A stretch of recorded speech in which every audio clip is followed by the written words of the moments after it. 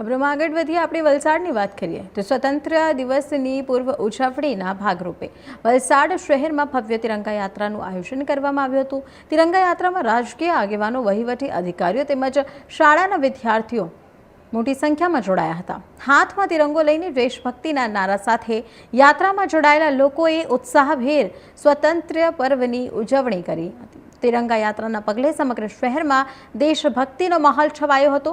વિદ્યાર્થીઓ અને અધિકારીઓ સહિત વિવિધ ક્ષેત્રના લોકોએ ઉત્સાહપૂર્વક ભાગ લઈ રાષ્ટ્રીય એકતા અને દેશ પ્રેમનો સંદેશ આપ્યો હતો।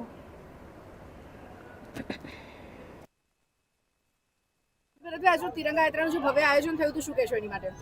મિત્રો નમસ્કાર, ભારત માતા કી જય। આજે વલસાડ તાલુકા ખાતે આદરણીય કલેક્ટર સાહેબ, આપણા જિલ્લાના ડીડીઓ સાહેબ અને મારા સાથી ધારાસભ્ય શ્રી અરવિંદભાઈ, જિલ્લા ભારતીય જનતા પાર્ટીના પ્રમુખ શ્રી હેમંતભાઈ, મહામંત્રી શ્રી, નગરપાલિકાના પ્રમુખ શ્રી સોનલ। આજે આપણે 12 તારીખે વલસાડ શહેરમાં તાલુકા કક્ષાની આ તિરંગા યાત્રા યોજવામાં આવેલી છે, જેમાં આપણા વલસાડના ધારાસભ્યશ્રી અને સાથે સાથે આપણે ધરમપુરના ધારાસભ્ય પણ, નગરપાલિકાના પ્રમુખ અને આપણા જિલ્લા વિકાસ અધિકારી, પ્રાંત અધિકારીશ્રી અને બધા વહીવટી તંત્રના અધિકારીઓ અહીંયા મોજૂદ છે। અને કાલે આપણી જિલ્લા કક્ષાની આ તિરંગા યાત્રા યોજવામાં આવશે વાપી શહેરમાં, અને આજે આ યાત્રા કલેક્ટર કચેરી થકી અને આજે આપણે જે મોગાભાઈ દેસાઈ મેમોરિયલ હોલ ખાતે આપણે ઊભ્યા છીએ અહીંયા સુધી આવેલી છે।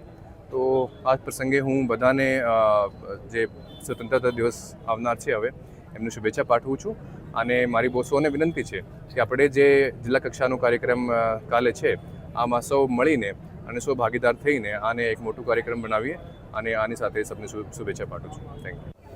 ભારત માતા કી જય, વંદે માતરમ।